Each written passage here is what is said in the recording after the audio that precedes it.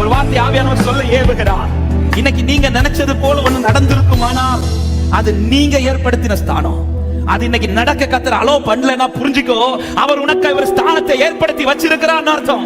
இந்த ஸ்தானம் நீ நினைச்சதிலும் மேலானதை தவிர அது குறைவானது அல்ல. ஹல்லேலூயா. சிலருக்கு இன்னைக்கு சில ஸ்தானத்துல இருந்து கத்தர் அப்படி கூட்ட கலைச்சது போல கலைச்சிருக்கிறாரா சில சிச்சுவேஷன்ல.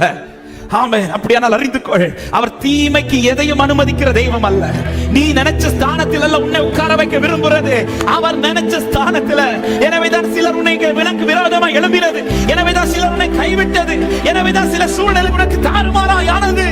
அவர் ஏற்படுத்தின ஸ்தானம். ஏறுகிறதை ஏற்றுக்கொண்ட அன்பு உள்ளமே, அவர் உன்னை பள்ளத்தாக்களை இறக்கினதையும் ஏற்றுக்கொள். எத்தனை பேர் ஆண்டவரை பார்த்து சொல்ல முடியும், என்னை எப்படி நடத்தணுமோ நடத்துங்க ஆண்டவரே.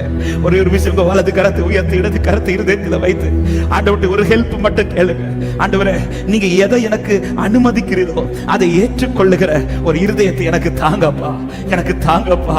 நான் உணர்ந்து கொள்ளட்டும், நான் அறிந்து கொள்ளட்டும் என் ஆண்டவர் எப்படிப்பட்டவருங்கிற அந்த உணர்வை என் இருதயத்திலிருந்து நஷ்டப்படாதபடிக்கு நம்பிக்கையோடு நகர, நம்பிக்கையோட முன் செல்ல, நம்பிக்கையோட என் மேல ஒருவருடைய கரம் இருக்கிறது, அந்த கரம் எனக்கு தீங்கு செய்யாது என்கிற நிச்சயம். நீர் அவைகளுக்கு ஏற்படுத்தின இடத்திலே அது சென்றது. ஒரு நாள் வரும், அத்தனை கண்ணும் பார்க்கும். யோசேப்பின் சகோதரர்களை பார்க்க வச்சார்ல, யாரை விரோதமா எழும்பினார்களோ அதே கண்ணை பார்க்க வைக்கிறார். இந்த வார்த்தை சில உள்ளத்திற்கு ஆண்டவர் பேசுறார்.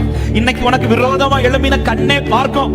கர்த்தர் உனக்கு ஆயத்தம் என்ற ஸ்தானத்துல நீ இருப்பத, கர்த்தர் உனக்கு ஆயத்தம் என்ற ஸ்தானத்துல நீ இருப்பத உனக்கு விரோதமா எழும்பின கண்கள் பார்த்து உன்னிடத்திலே வரும், உன்னிடத்திலே வந்து நிற்கும். ஆவியானவர் இந்த வார்த்தை சில உள்ளத்திற்கு தீர்க்க தரிசனமா பேசுறார். நீ பயப்படாமலும் கலங்காமலும் இரு, கர்த்தர் உன்னோடு கூட இருக்கிறார், கர்த்தர் உன்னோடு கூட இருக்கிறார். அவரை அனுமதிக்கிறதை ஏற்றுக்கொள். ஏறுகிறதற்காக ஸ்தோத்திரம் பண்ணின நீ, இறங்குறதற்காக ஸ்தோத்திரம் பண்ணு. திறந்த வாசலுக்காக ஸ்தோத்திரம் பண்ணின நீ, அடைக்கப்பட்ட வாசல்களுக்காக ஸ்தோத்திரம் பண்ணு. கர்த்தர் சகலவற்றையும் நன்மைக்கு ஏதுவாக